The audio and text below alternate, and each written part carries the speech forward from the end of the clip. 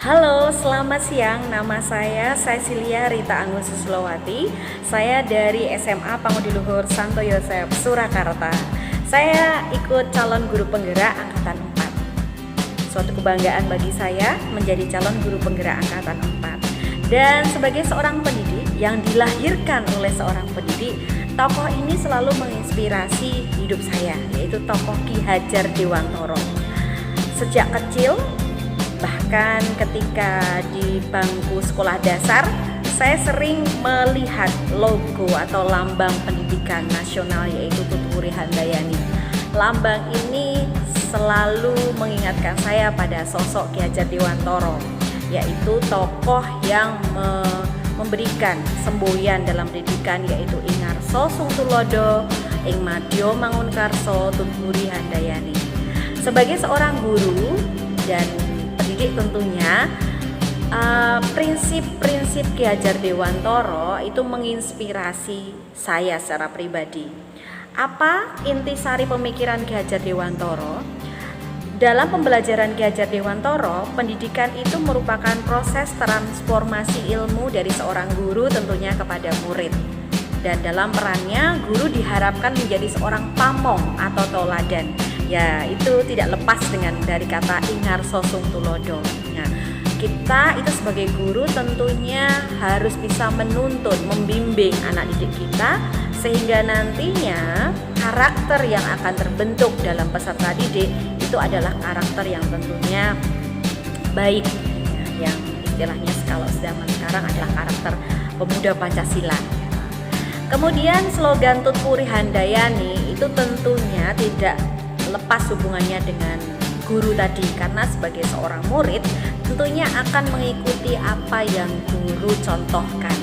Maka kalau dalam peribahasa guru kencing berdiri, murid kencing berlari, ya betullah peribahasa itu, bahwa seorang guru itu harus berhati-hati, harus benar-benar tahu apa yang dia lakukan, sehingga apa yang nantinya akan dikeluarkan guru, diajarkan guru, itu akan selalu diingat dalam ingatan peserta didik kita. Pendidikan menurut Ki Hajar Dewantoro juga merupakan kunci utama untuk menciptakan manusia yang beradab, serta ruang berlatih dan tumbuhnya nilai kemanusiaan yang tentunya tidak lekas juga menjadi tempat persemaian kebudayaan. Jadi kalau boleh dibilang, pendidikan itu selalu dinamis, dia tidak statis, sehingga selalu mengikuti perkembangan zaman. Di sini peran guru sebagai pendidik tidak hanya seorang pengajar, tetapi pendidik menuntun tumbuhnya kekuatan kodrat manusia tadi.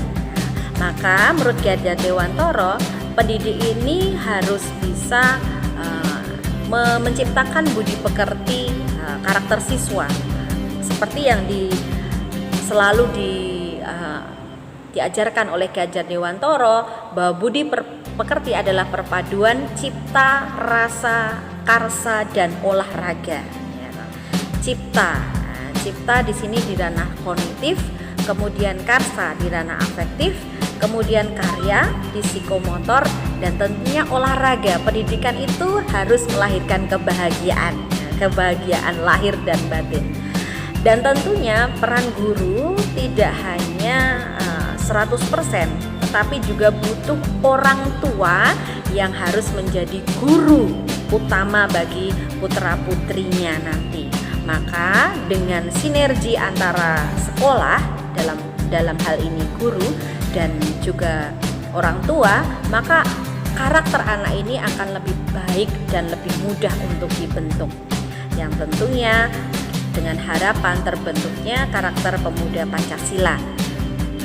Kemudian berdasarkan Ki Hajar Dewantoro juga, proses pembelajaran yang baik sebenarnya dan ideal di sekolah kita, yaitu proses pembelajaran yang menekankan pada fase pertumbuhan anak dengan model pembelajaran yaitu yang seperti saya tadi bilang, metode Among, Ing Ngarso Sung Tulodo, Ing Madya Mangunkarso yang tengah memberi dukungan, dan Tutwuri Handayani.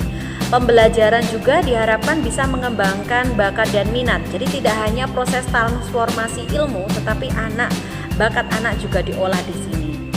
dan juga tidak melupakan kearifan lokal yang ada. Jadi pembelajaran itu tetap senantiasa mengikuti perkembangan zaman, tetapi tidak menghilangkan budaya, kearifan budaya lokal.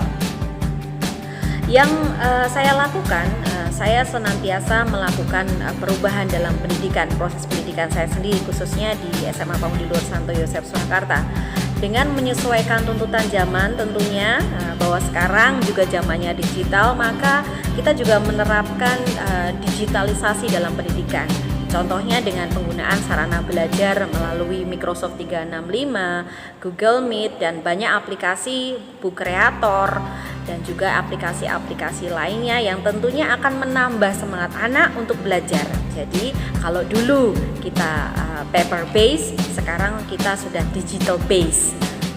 Tetapi tentunya pembelajaran tetap tidak melupakan kesantunan atau proses budaya. Jadi tetap kita harapkan bahwa proses ini berlangsung dengan baik.